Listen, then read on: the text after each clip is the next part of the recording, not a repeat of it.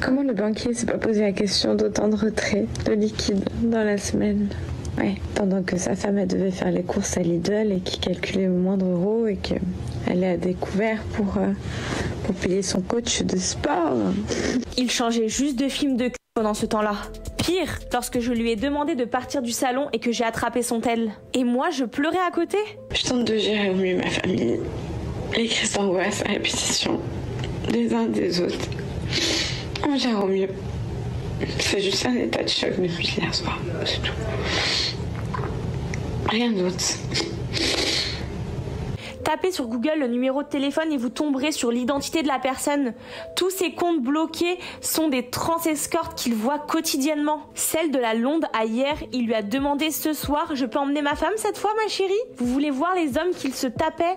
Monsieur le grand patron, qui bien sûr n'est pas actif, vous vous doutez bien. Ça retire des 2000 € pour ses trans pendant que ça demande à sa femme de compter les centimes à Lidl. Je veux que tu me dises quoi de plus. Donc juste, j'ai merdé. J'ai merdé et je m'en excuse. Et c'est tout. Ça m'a fait du mal. Je m'excuse à toi. Zéro explication derrière. Il n'y a pas d'explication. Il n'y en a pas. D'accord. J'ai eu envie de vivre ce truc, je l'ai vécu. Voilà. Donc après tu rentrais à la maison. Oui, après je rentrais à la maison. C'était une sacrée histoire qui a été terrible pour elle parce que rappelez-vous, par la suite, elle était allée, je crois, faire une sorte de cure dans un hôpital.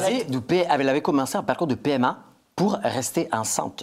Donc, tomber enceinte, pardon. Oui. Et donc, c'était quelque chose qui a bouleversé les réseaux. Moi-même, je lui avais envoyé des messages. J'adore Émilie. Par contre, ce que je ne comprends pas, et c'est pour ça que c'est mon down, c'est pourquoi elle vient de se remarier avec quelqu'un qui a dénoncé dans une façon violente sur les réseaux. Eh bien, il y a une seule personne qui peut répondre à cette question, c'est Émilie Amar elle-même, qui va se connecter, je crois, en Zoom avec nous.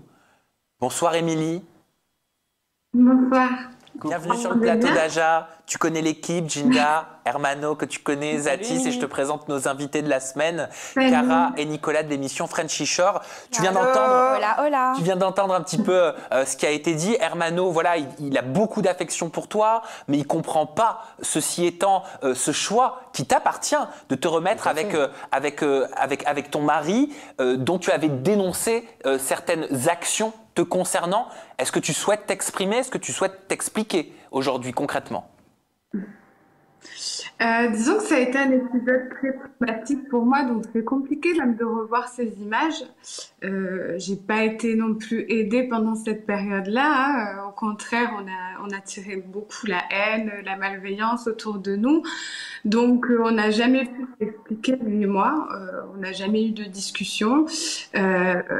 Bon, après, je veux pas revenir là-dessus, pardon, sur ce qui s'est passé parce que voilà, voilà, il y a eu beaucoup de choses qui rentrent dans le contexte, une série d'enchaînements qu'on n'a pas maîtrisé et mon erreur, et j'en prends la pleine responsabilité, ça a été d'en parler sur les réseaux parce que l'intimité n'a rien à faire sur les réseaux, c'est la porte ouverte à tout et n'importe quoi, même si j'ai reçu beaucoup de soutien et ça j'en suis très reconnaissante, mais à côté de ça, c'est vrai qu'aujourd'hui j'ai perdu un peu la liberté aussi de ne pas être parfaite et effectivement de me remettre en question sur ma relation avec Bruno. Je veux pas être condamnée pour autant et ni qu'on condamne Bruno. Voilà, donc surtout que lui il souhaite pas s'exprimer, c'est pas quelqu'un qui parle sur les réseaux, il est dans le domaine de la finance et de l'économie, donc sa décision de pas vouloir communiquer, ça se respecte et j'ai pas envie de lui causer du tort non plus.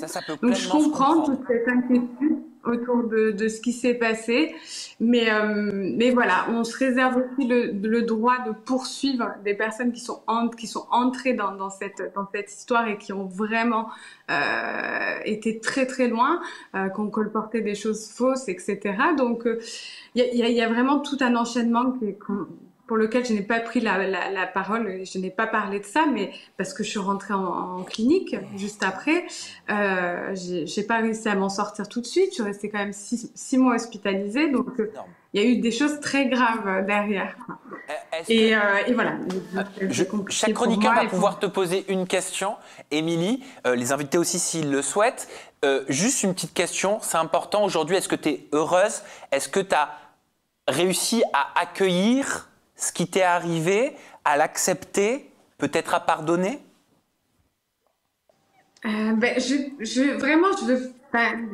Je veux pas parler de ce qui s'est passé par rapport à ça, de savoir si c'est vrai ou faux. C'est pas ça ma question. Ma question, elle te concerne toi. Moi, aujourd'hui, je suis très heureuse. J'ai pu mettre en lumière mes dysfonctionnements, notamment l'amour dysfonctionnel que j'avais pour les hommes, voire obsessionnel. Et c'était ça qui était intéressant dans cet épisode de vie, de regarder le type d'attachement aussi que j'éprouvais, qui n'était pas normal, à quel moment on se laisse mourir quand on vit une rupture amoureuse. Donc c'est plus ça qui a été déterminant dans cette histoire. Donc, mais aujourd'hui, tout va bien. On est très heureux pour toi si c'est le cas. Hermano. Oui, alors, mon chat, moi, tu sais très bien, j'étais soutenu, on s'était envoyé des messages et je t'aime beaucoup, donc il n'y a pas de souci. Et je ne juge pas tes décisions, donc voilà. Sauf que, en fait, à l'époque, tu étais devenu presque un héros, tu vois, parce que tu portais parole aussi pour beaucoup de femmes qui étaient dans ta même situation. Ce que je ne comprends pas, bien évidemment, c'est ta décision, mais je la respecte. La question, c'est une autre. Est-ce que tu ne penses pas qu'à niveau psychologique, ton actuel copain puisse avoir une méprise aussi sur tes décisions? C'est juste une question, parce que je sais, comme tu viens de dire, que tu as été hospitalisé, tu as suivi, tu t'es fait aider. Et j'en parle aussi parce que moi aussi, j'ai vécu des situations pareilles. Donc, et j'ai vécu la méprise de quelqu'un qui a fait... L'emprise, pardon, de quelqu'un qui m'a fait beaucoup du mal. Donc, et j'arrivais pas à m'éloigner. Donc, la question que je te pose, c'est la même que je me posais à moi-même. C'est, est-ce que c'est vraiment une décision que tu as prise en toute liberté et honnêteté avec ton cœur et toi-même? Alors, j'entends très mal, je suis désolée. Il va pas recommencer. Juste savoir si la décision que tu as prise, ça vient vraiment de toi et de ton cœur, et c'est pas l'effet que ton mari est à côté, il a une emprise, peut-être ou pas, sur toi. Non, vraiment, ça. Moi, j'ai eu le temps de vraiment me poser les bonnes questions. Comme je vous ai dit, j'ai été hospitalisée 6 mois, donc j'ai fait un vrai travail thérapeutique derrière. Et moi, j'ai vraiment conscience qu'on est déterminé dans nos actions. Enfin, je vais parler de Spinoza, mais bon, je vais pas m'éterniser là-dessus. Mais l'homme est conscient de ses actions, mais pas des causes qui les déterminent. Et moi, je suis persuadée qu'il y a plein de facteurs qui rentrent en compte. Et avant de poser une action, on croit qu'on est libre de la poser, mais pas du tout, en fait. Il y a des causes extérieures qui rentrent en jeu et des causes internes. Et en fait, moi, j'ai compris les souffrances qu'on rejouait, notamment de quoi souffrait mon mari et de quoi aussi moi je souffrais. Et on peut parler ensemble des blessures de l'âme. Hein. Chez Bobo, on souffre tous de 4 blessures de l'âme à des degrés différents. Et il y en a 5. Et voilà. Et qu'est-ce qui se joue inconsciemment et qu'est-ce qui pousse l'homme aussi à s'auto-saboter dans une relation. Donc, voilà, il y a plein de choses que moi j'ai compris et j'essaie d'y mettre du sens. Et j'ai beaucoup, beaucoup d'amour et d'affection pour mon mari depuis toujours. Je pense que on le sent chez moi. On pense que c'est de l'emprise, mais je l'ai conscientisé, ce qui n'était pas OK chez moi. Donc, tant que j'y mets de la conscience, cet amour-là, il est pas encore totalement sain, c'est vrai, mais en tout cas, il est en devenir.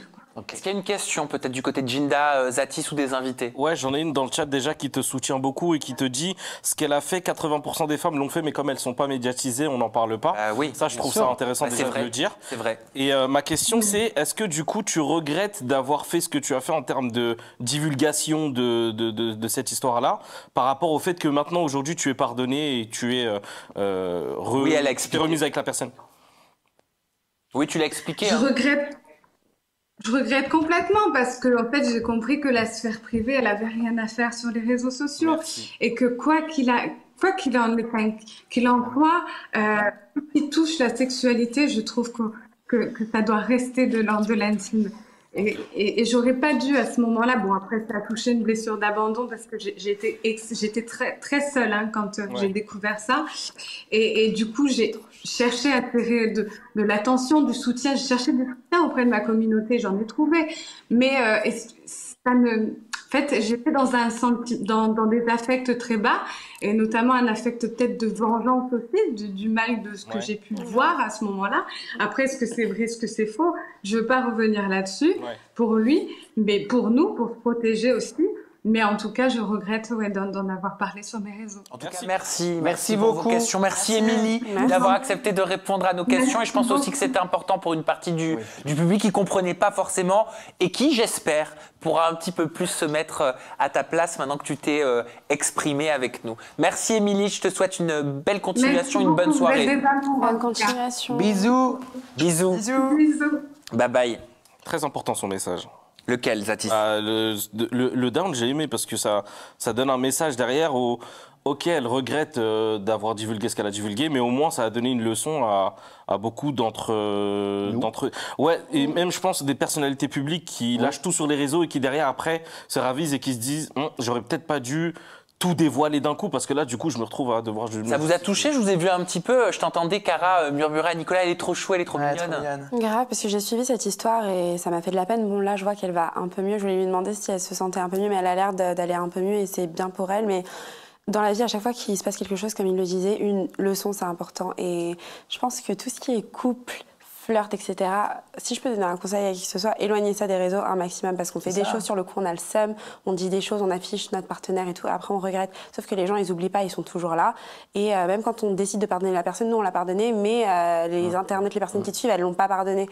Et du coup, t'es jamais vraiment stable dans ta relation. Ouais, puis tu fais jamais ton deuil de ce qui s'est passé. Absolument pas, parce que même quand toi tu l'as fait... Les autres, non. Exactement. Tu seras toujours rappelé en fait de cette situation. Merci pour ce down. Merci Hermano qui nous a permis de libérer un petit peu la parole d'Émilie au travers du sujet que tu as choisi.